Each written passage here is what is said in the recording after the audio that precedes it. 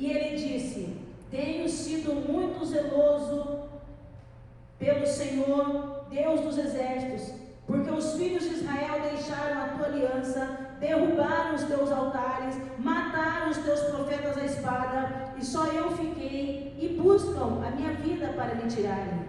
E Deus lhe disse: sai para fora, neste monte, perante o Senhor. E eis que passava o Senhor, como também um grande e forte vento, que fendia os montes e quebrava as penhas diante do Senhor, porém o Senhor não estava no vento. Depois do vento um terremoto, também o Senhor não estava no terremoto. E depois do terremoto um fogo, porém também o Senhor não estava no fogo. E depois do fogo uma voz mansa e delicada. E sucedeu que, ouvindo a Elias, envolveu o seu rosto na sua capa, saiu para fora e pôs-se na entrada da caverna. Então veio a ele uma voz que dizia: que fazes aí, Elias? Amém? Se assenta e exalte o Senhor com palmas de vitória.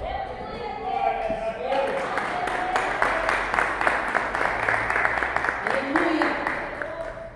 Vamos começar a palavra do Senhor com esta pergunta: o que fazes aí, irmã? O que fazes aí, irmão? Deus tem um chamado grande para cada um de nós. O chamado que Deus tinha na vida de Elias era tremendo. Era um chamado de fogo. E nós vemos, irmãos, que a luta, a batalha, a afronta na vida do homem, da mulher que faz a obra de Deus ou que pretende fazer a obra de Deus, ela não acaba. Vai uma e vem outra, vai uma e vem outra, é bíblico. Mas eu me consolo de saber que a força não é minha, a força vem de Deus. Então venha o que vier, se Deus estiver conosco, louvado seja o nome dele. Nós vemos, irmãos, que Elias se deprimiu por ter vencido 450 profetas de Baal. Sozinho no Monte Carmelo, ele vence os 450 profetas de Baal. E a palavra do Senhor nos diz, irmãos, que a vitória foi esmagadora. Esmagadora. Um homem contra 450.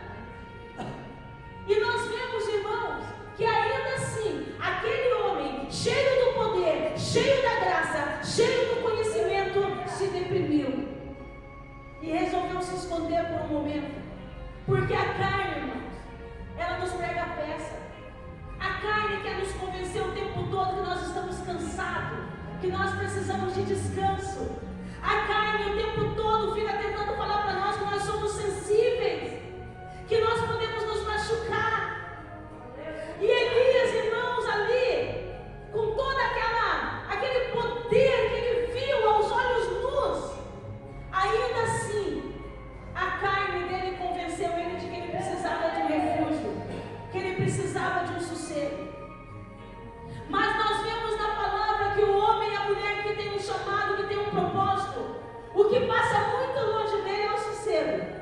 Porque ou ele está guerreando por um, ele está guerreando por outro, ele está orando por um, ele está orando por outro, ele está sempre à frente da batalha. Por isso que o Senhor pergunta para você hoje: o que fazes aí, jovem? O que fazes aí, homem? O que fazes aí, mulher? E a obra que Deus tem na sua vida, e tudo que Deus tem para operar através de ti. Ei, não é tempo de se esconder, não é hora de querer afago, não é hora de querer descanso, é hora de batalhar. Elias se afundou no fundo daquela caverna e pensou: agora vou tirar uns dias de descanso. Mas de repente ele ouve aquela voz mansa e suave que fala: o que fazes aí, Elias? O nosso Deus é tão tremendo, irmãos, que mesmo quando a nossa carne está desmaiando sem força nenhuma, Ele nos coloca de pé para mostrar que o poder é dEle, o chamado é dEle, a obra é dEle, irmãos. E Elias ouve aquela voz, e como todos nós, no momento de fraqueza, Elias já vem com a desculpa. Ah, Senhor, perseguiram os seus profetas, mataram todos a espada, só escapou eu para contar a história. Mas o Senhor não estava perguntando para ele por que ele estava fugindo, o Senhor estava perguntando o que ele estava fazendo. Porque se mataram todos os profetas, Elias estava ali para o nome do Senhor ser glorificado. A palavra do Senhor diz: 1000 cairão ao teu lado, 10.000 à tua direita, porém tu não serás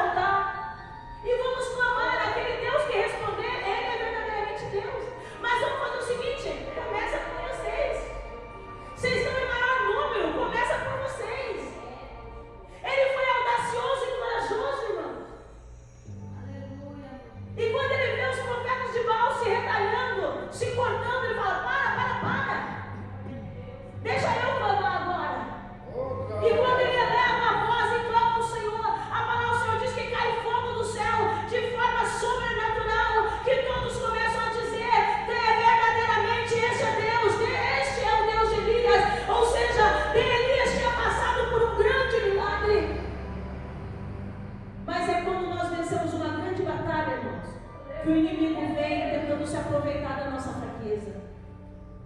Quando Jesus estava os 40 dias no deserto, quem que se apareceu para ele tentando aproveitar da fraqueza dele?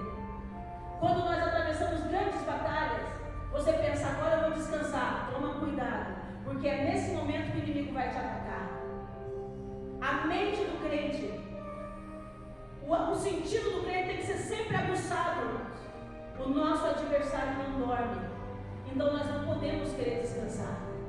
Você que está escondidinho aí dentro dessa caverna, o Senhor está perguntando para você: o que fazes aí? Maria, irmão, o que fazes aí?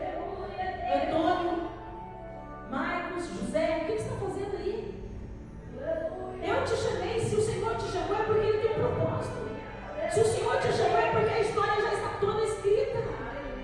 E não é o dedo do diabo que vai apagar. Não, não, não, irmãos. Porque quando Deus escreve uma história, ela é para acontecer. E você vai ver acontecer. Eu vou ver acontecer. Eu profetizo em nome de Jesus Cristo que toda a história escrita para você vai vir à tona e vai acontecer. E não vai ser amanhã. E não vai ser depois de amanhã. Eu profetizo que seja hoje, no nome de Jesus Cristo, o início dessa grande história, dessa grande realização na tua vida. Para de dar desculpa. Ah, Senhor, porque na minha casa só eu sou crente. Ah, Senhor, porque o meu marido falou. Ai, Senhor, porque o meu filho tal. Ai, Senhor, para de desculpa. Elias chegou para o Senhor e falou: Senhor, olha, deu toda desculpa. E eu não vi na palavra do Senhor que Deus apagou ele. Não. Muito pelo contrário. Deus permitiu vir o vento forte. Oh, glória a Deus. Porém, o Senhor não estava no vento, mas o que eu entendo? O Senhor não estava no vento, mas estava com Elias. Em momento nenhum o Senhor deixou Elias, igreja. Depois do vento, um grande terremoto. Porém, o Senhor não estava no terremoto, mas o Senhor estava com Elias, para mostrar para Elias: o vento não vai te tocar, o terremoto não vai tocar, o fogo não vai te tocar. Enquanto eu for a tua proteção, nada vai te tocar. E Deus mandou eu dizer para você que nesta manhã, enquanto você estiver debaixo das potentes mãos do Senhor, o vento não é nada, o terremoto não é nada, o fogo não é nada, porque o poder de Deus, este é que vai cuidar de você em todos os momentos. Oh, glória a Deus. Aleluia. Depois do terremoto, o fogo. Porém, o Senhor não estava no fogo. Quantas vezes as pessoas chegam e falam: irmão, eu estou no fogo, irmão, eu estou atravessando o fogo cruzado. Mas Deus está atravessando com você, senão você não teria força de estar aqui. Entenda isso, irmãos. Essa obra é de Deus, você é dele. E jamais Ele ia nos colocar, irmãos, numa batalha que fosse para nós sermos envergonhados. O inimigo ri de nós, jamais. Porque o inimigo já riu da face do Senhor. E jamais o Senhor vai permitir que o inimigo ria da nossa face. Lembra quando ele foi na presença de Deus para falar para o Senhor sobre Jó? Ele já foi com a vitória contada, uma vitória ganha. Toca em tudo que ele tem para ver se ele não vai gargalhar e rir da sua face. E não é diferente comigo e com você, irmão. Sabe a luta que você está travando lá dentro da sua casa? O inimigo deve estar lá agora, ó. Aperta mais um pouquinho para ver se ela não vai te negar. Aperta mais um pouquinho para ver se ele não vai voltar para trás. Fecha a porta do emprego para ver se eles não vão murmurar contra ti. Abandona esse povo para ver se eles vão continuar dando glória a Deus, aleluia. E se você está no fogo, é porque o Senhor permitiu. E se o Senhor permitiu, é porque a vitória está chegando em nome de Jesus Cristo. Deus foi com Elias, Deus foi com Jó, Deus é comigo, Deus é contigo. E nenhuma barreira vai te tirar da presença do Todo-Poderoso. Depois que passa o fogo, novamente o Senhor olha para Elias e ele não fala: coitadinho de você, Elias, vem aqui, eu vou curar tuas chagas. Não. O que fazes aí, Elias? É a pergunta que Deus tem para nós nesta manhã. O que você está fazendo, irmão? Quantas oportunidades, irmão, Deus está te dando? Ah, irmão, eu não consigo largar dos vícios. Porque você não crê. Porque quando nós cremos no Senhor, a palavra do Senhor diz: tudo posso naquele que me fortalece.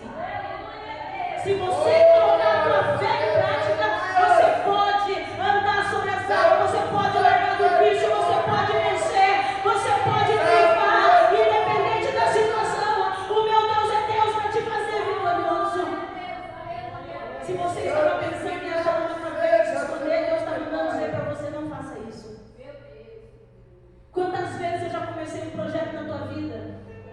E você quis descansar e eu deixei. Oh, glorioso. E você está aí no mesmo lugar. Mas agora é hora de você confiar no poder de Deus e sair da caverna. Se o vento estiver soprando, passa pelo vento.